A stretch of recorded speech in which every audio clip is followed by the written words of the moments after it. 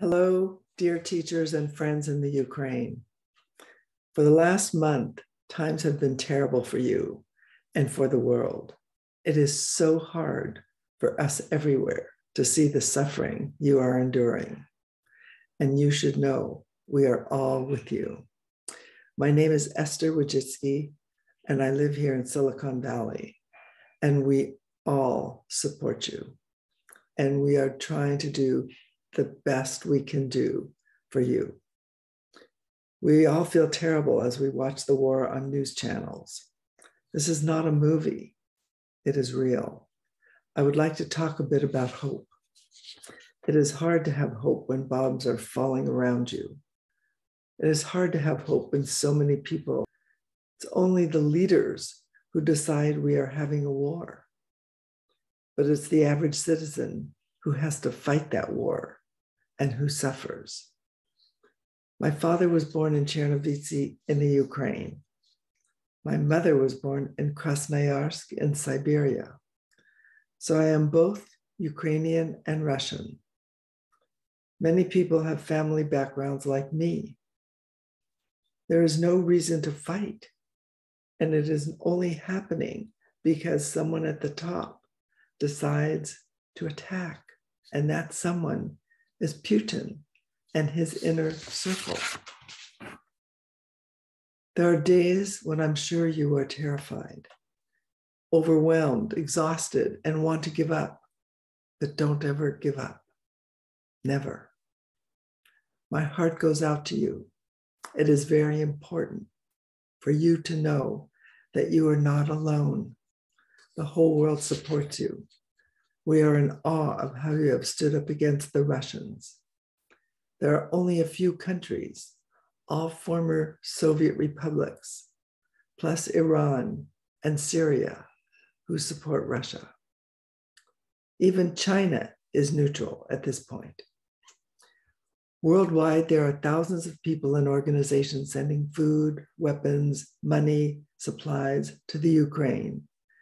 Even Elon Musk, with his Starlink company, set up hundreds of satellites to make sure that the internet still works for you.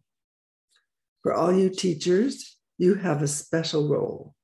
It is important to know that you are there, that you care about the children. People look up to you. You need to take one day at a time. You need to help the children be brave, tell stories. These are tough days, but you can do it.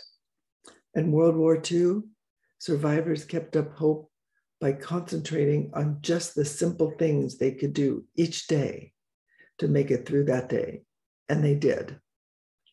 You need foremost to take care of yourself. I cannot emphasize that enough. And your colleagues, and support each other.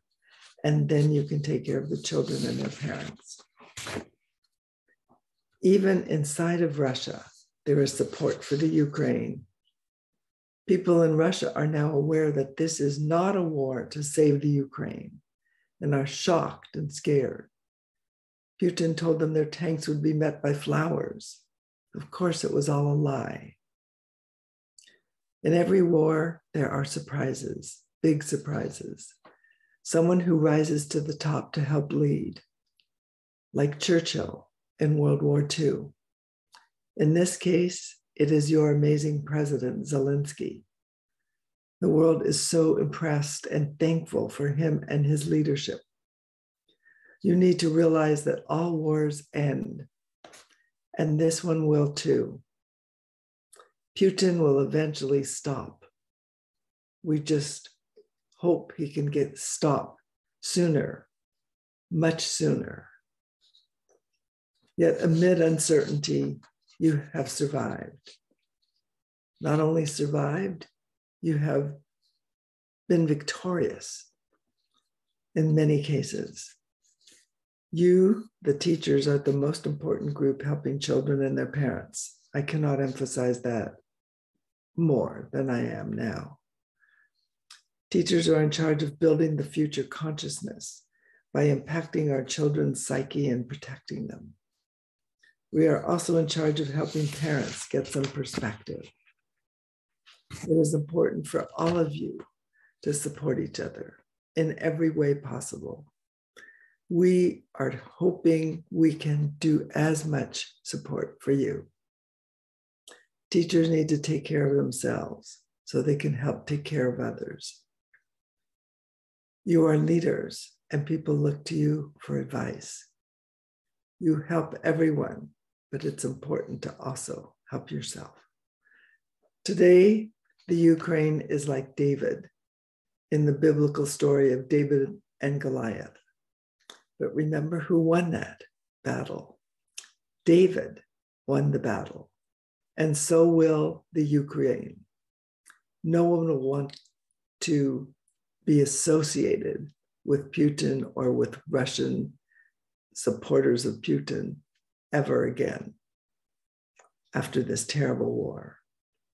Who would want to identify with a dictator like Putin, who is as terrible as Stalin or Hitler? I know it is hard, but try to think positively. The Ukraine will survive and experience a post-war baby boom, which happens after every war.